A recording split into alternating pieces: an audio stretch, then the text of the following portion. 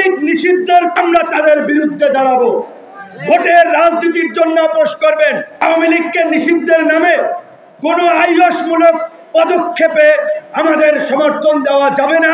জেলাব্যাপী কর্মসূচিতে লিফলেট এবং গণসংযোগের মাধ্যমে এই সমস্ত ভাওতাবাজি চলবে না।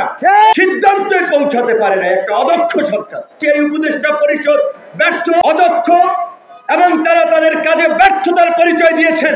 সময়ের মধ্যে শেষ করবেন। সামগ্রিক জন আকাঙ্ক্ষা পূরণে আমরা মনে করছি এই উপদেষ্টা পরিষদ ব্যর্থ হচ্ছে।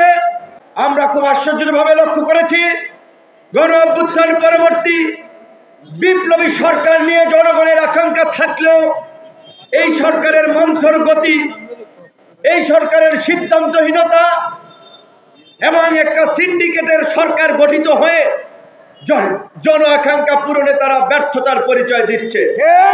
যার ফলে আজকে এই বিপ্লবের 6 মাস পরে ছাত্র কিংবা জনতা কাউকে যাওয়া লাগে এই গণ অভ্যুত্থানকারীদের আস্তানা গুড়িয়ে দিতে, কাউকে রাজপথে নামা লাগে তাদেরকে গ্রেপ্তারের দাবিতে, কাউকে রাজপথে নামা লাগে তাদের নিষিদ্ধের দাবিতে। আমরা তো বন্দুকের নলের সামনে, কামানের সামনে নিজেদের জীবন সঁপে দিয়ে লড়াই সংগ্রাম করে এই সরকার গঠিত করেছি, এই সরকার প্রতিষ্ঠা করেছি। তারপরেও কেন আমাদের এই দুর্বৃত্তদের বিচারের দাবিতে রাজপথে নামা লাগবে, আমাদের কেন মিছিল করা লাগবে?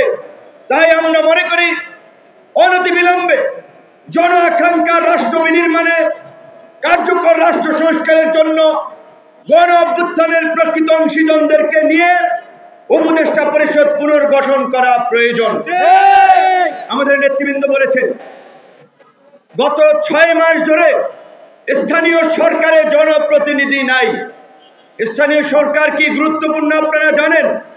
উপজেলার চেয়ারম্যান, জেলা পরিষদের চেয়ারম্যান, পৌরসভা, সিটি কর্পোরেশনের মেয়রদেরকে অপসারণ করা হয়েছে। 6 মাস এখন পর্যন্ত এই আমি বলবো অবশ্যই অদক্ষ এবং তারা তাদের কাজে ব্যর্থতার পরিচয় দিয়েছেন। এখন পর্যন্ত স্থানীয় সরকার বিষয়ে কোনো সিদ্ধান্ত নিতে পারে নাই। 6 মাসে স্থানীয় সরকার ছাড়া একটা সরকার কিভাবে চলবে, কিভাবে শক্তিশালীভাবে কাজ করবে? জনসেবা নিশ্চিত করতে স্থানীয় সরকারই হচ্ছে উন্নয়নের মূল কেন্দ্রবিন্দু। সেখানে এখন পর্যন্ত স্থানীয় সরকার নিয়ে সরকার সিদ্ধান্তে পৌঁছাতে পারে না, একটা অদক্ষ সরকার। তাহলে এই সরকার, স্থানীয় এই পৌরসভা, সিটি কর্পোরেশন চলবে কিভাবে? জনগণ সেবা পেতে ভোগান্তি হচ্ছে। আমরা দেখতে পাচ্ছি কোথাও আমলা, কোথাও বিশেষ ব্যক্তি বিবেচনায় বিভিন্ন জায়গায় নিয়োগ দেওয়া হচ্ছে। শুনতেছি উপজেলা পৌরসভায় প্রত্যেক জায়গায় নাকি এরকম বিশিষ্ট ব্যক্তি ক্রাইটেরিয়ায় নিয়োগ দেওয়া হবে।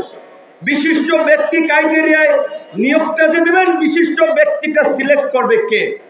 কোন অথরিটি? এই সমস্ত ভাওতাবাজি চলবে না।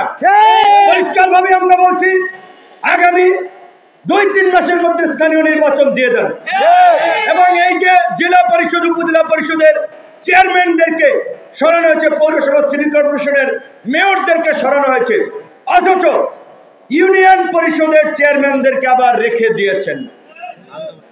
এখন আবার এই যে আমাদের গণ অভ্যুত্থানের আমরা যারা অংশীজন, যারা চেতনার কথা বলি, বিপ্লবী দাবি করি, তারা অনেকে কিন্তু দল ভারী করতে এই সমস্ত চেয়ারম্যান তাদেরকে কিন্তু শেল্টার দিচ্ছে।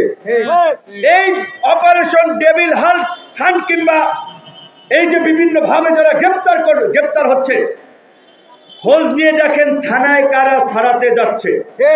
এমনকি এদের মামলাগুলো জামিনের জন্য কোর্টে কারা দাঁড়াচ্ছে। আন্দোলন সংগ্রাম করেছি, জীবন দিয়ে রক্ত ঝরিয়েছি, জেল খেটেছি। বিপ্লবের পরে নানান সুবিধাবাদী, সুবিধাভোগী বিপ্লবী তৈরি হয়েছে। কেউ কোর্টে ব্যবসা করছে, কেউ থানায় ব্যবসা করছে, কেউ ইউনো অফিসে ব্যবসা করছে, কেউ ডিসি অফিসে ব্যবসা করছে। এই বিপ্লবের নামের নব্য ব্যবসায়ীদেরকে আপনাদেরকে রুখে দিতে হবে।